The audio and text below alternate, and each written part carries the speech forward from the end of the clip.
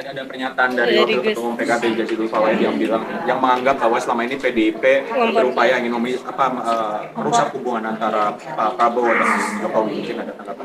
Iya, mungkin dia bangun kesiangan ya, sehingga tiba-tiba menuduh PDI Perjuangan mau misah Pak Jokowi dengan Pak Prabowo. Itu urusan beliau-beliau. Kita nggak ada urusan untuk memisah atau merekatkan mereka. Namanya politik kan basisnya kepentingan pastinya. Kalau sepanjang mereka punya kepentingan berdua, siapapun nggak bisa memisahkan gitu. Jadi ya silakan aja, tapi mohon Bung Zazuli nggak usah urusin orang lain, urus aja partai sendiri gitu. Artinya PDIP melihat ada kepentingan PKB juga dalam dua orang. Iya, dia bangun kesiangan kalau menurut saya, tiba-tiba ngelindur ngomong kita mau memisahkan Pak Jokowi dengan Pak Prabowo. Kalau mereka punya kepentingan akan terus menyatu. Begitu kepentingan berbeda pasti akan memisah sendiri, nggak ada urusannya dengan kita. Jadi salah kaprah bahwa Jazuli bilang itu PDIP mau memisahkan Jokowi dengan Prabowo. Ya Jazuli ya. Jazilul siapa lah dia, namanya aja susah apalagi omongannya. Artinya selama ini hubungan antara Prabowo dan Jokowi itu berdasarkan kepentingan. Lah, di politik ada berdasarkan belas kasihan, kan nggak ada ya. Pasti kan ke politik itu soal kepentingan. Di samping itu politik biasa. Politik yang adiluhur itu kan berdasarkan moral dan keberpihakan. Tapi kalau mau melihat soal ini kan soal politik. Ya, jadi, kalaupun ada yang memisah antara Pak Jokowi dengan Pak Prabowo, ya di antara mereka berdua tidak akan ada orang lain. Kalau tadi yang tanggapan soal Pak SBY bilang jangan ada matahari kembar. Ya matahari memang cuma satu, kalau dua bisa terbakar ini bumi. Ya itu kan natural. Ya jadi bahwa jangan sampai ada matahari kembar, iya. Kalau ada dua matahari kiamat. Itu secara alam semesta ya. Secara politik nggak tahu lah, tanya Pak SBY lah pengalamannya. Tapi merujuk soal yang tadi nggak sih? Yang mana? Yang tadi Pak antara Prabowo dan juga Pak Jokowi. Kalau saya menganggap dan berharap kita hanya punya satu matahari. Cuma ada bulan yang pengen jadi matahari itu kan biasa lah. Apalagi kalau belum bisa memisah antara posisi dulu dan sekarang. Itu aja sih kalau saya. Siapa? Ada deh. dikomporin. Ya siapa yang muncul 3 kali kayak makan obat sehari di depan media ya. Yang dikunjungi jadi situs wisata kan udah tahu semua lah. Oh, iya. Mungkin maksud Pak SBY ke sana, tapi dugaan saya. Yang pasti kan Pak SBY mengingatkan berdasarkan pengalaman beliau bahwa dalam satu negara harusnya, apalagi ini sistem presidensil, ya bahwa sebaiknya pemimpin tertinggi itu ya cuma satu, dan setahu saya sih sampai sekarang cuma satu. Bahwa ada yang berupaya-upaya, ya iya namanya juga usaha ya, kasihan biarin aja. Oke, cukup lah. Udah cukup. Solusinya pertemuan Pak Prabowo dengan Ibu ini kan sudah 2 minggu. Oh nanti pada waktunya itulah takdir. Pada waktunya. Pada waktunya itulah takdirnya. Kapanpun itu terjadi itulah waktunya. Belum dalam waktu dekat Belum ada ini. tanda-tanda. Kapanpun terjadi itulah waktunya. Peluang di hari ulang tahun Gerindra nanti mungkin. Apa? Ulang tahun. Nanti kita tunggu kan belum kan? Tanggal 16. Iya kan, tunggulah nanti tanggal 16 pagi. Oh gitu. Oh pagi, oke. Loh, ya kan jadi apa enggak kan? Ibu udah balik belum? Ibu udah balik Setahu kapan? saya belum. Ibu kapan balik? Rencana pulang apa? Rencana Tanggal pulang ibu kapan? 19, tanggal berapa Mas? Kita belum tahu ya. Iya. Dengar sih pulangnya sebelum Sebelum tahun. pulang. Iya, kalian lebih tahu dari saya kalau itu ngapain nanya lagi ya. Kayak gitu kok tanya. Udah ya. Kita melihat banyak sentimen negatif terhadap keputusan pemerintah untuk membentuk holding Danantara sebagai badan pengelola investasi dengan memasukkan 3 bank milik negara, Bank Mandiri, Bank BRI, dan Bank BNI. Kita tentu tahu bahwa bank itu sangat sensitif terhadap persepsi pasar para pelaku ekonomi, dan terbukti bursa saham kita itu turun anjlok paling parah ya. Dan kemudian kita melihat bagaimana BRI itu sahamnya turun ya paling rendah dalam sejarah. Jadi sungguh sangat beresiko bagi perekonomian kita, dan ini bisa menimbulkan efek domino yang cukup panjang. Saya mau menyarankan agar Bank BRI, Bank Mandiri, dan Bank BNI itu digantikan dengan 3 BUMN besar lainnya, yaitu misalnya Perkebunan Negara, ya, holding Perkebunan Nusantara, lalu ada holding Pelindo, ada holding pupuk Indonesia, kalau perlu holding semen kita. Karena kalau bank itu sangat dibatasi untuk melakukan investasi karena sangat rentan, ya, dan terbukti kan kita langsung diturunkan bursanya menjadi underwritingnya. Nah, tentu ini harus diperhatikan oleh pemerintahan agar tidak berkepanjangan supaya tidak mengganggu persepsi tidak saja pelaku ekonomi di Indonesia tapi juga oleh pihak luar. Saya kira aset dari begitu banyak BUMN yang tadi saya sebut, setidaknya 4 BUMN tadi bisa digunakan untuk meleverage, ya, kebutuhan pendanaan untuk investasi apapun yang diinginkan oleh pemerintah. Jadi tolong pertimbangkan supaya masalah ini tidak berlarut-larut dan pemerintah bisa mendapatkan manfaat yang maksimal dengan membentuk BPI Danantara.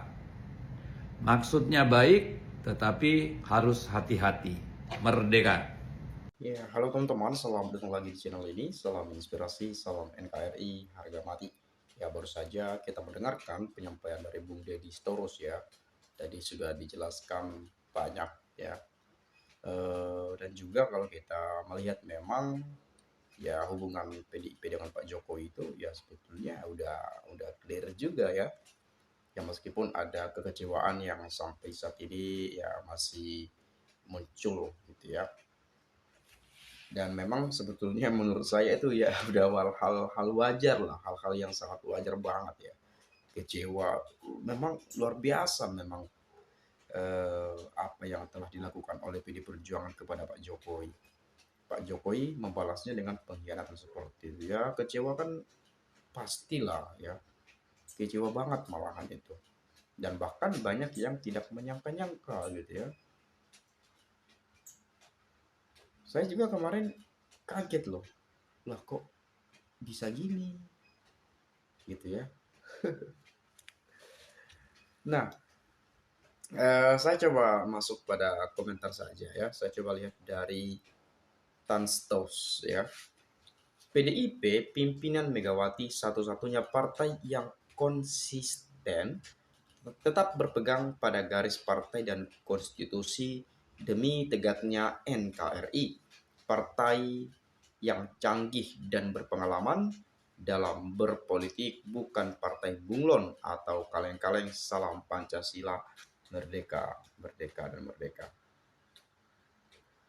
Isu memisahkan Prabowo dengan Jokowi hanyalah isu yang dikembangkan oleh ternak-ternak Jokowi untuk menggagalkan isu pertemuan Prabowo dengan Megawati. Dasar licik Jokowi dan ternak-ternaknya, alihkan isu agar PDIP dibenci rakyat.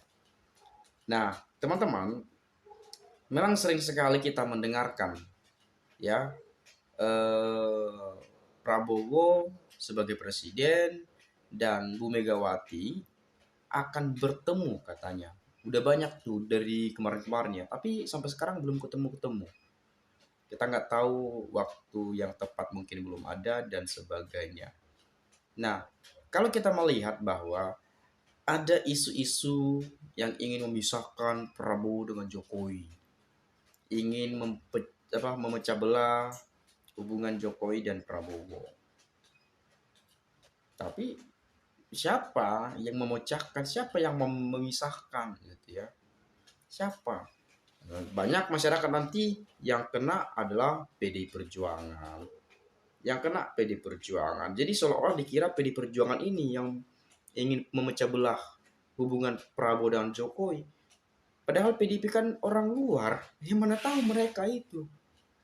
Ya PDIP ya nggak mungkin bisa memecah belah Pak Prabowo dan Pak Jokowi. Sedangkan PDIP nggak ada atau tidak masuk dalam kursi pemerintahan saat ini. Mereka berada di luar pemerintahan. Nah, secara logika, menurut saya yang bisa memecah belah ya orang dalam itu sendiri. Yang dekat dengan Jokowi, dekat juga dengan Pak Prabowo.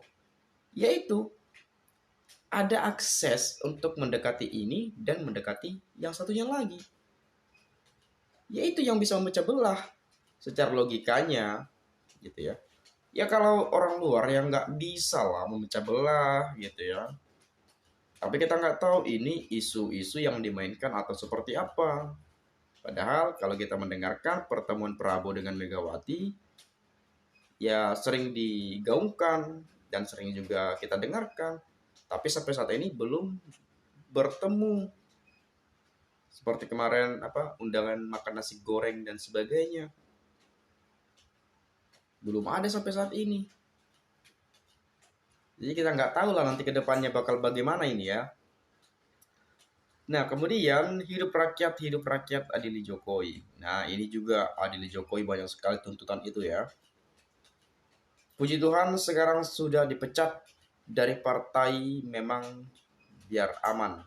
Bu Mega santai aja ya selalu Bu. Ada pemimpin seperti ini kirain baik sama rakyat. Bu Mega cinta negara, Jokowi merusak konstitusi demi Gibran. Pak Jokowi perusak demokrasi, punya wapres seperti sekarang, ada. Pak Jokowi sadarlah, contohin presiden-presiden sebelumnya dong. Nah, presiden-presiden sebelumnya gak ada tuh cawe-cawe ya.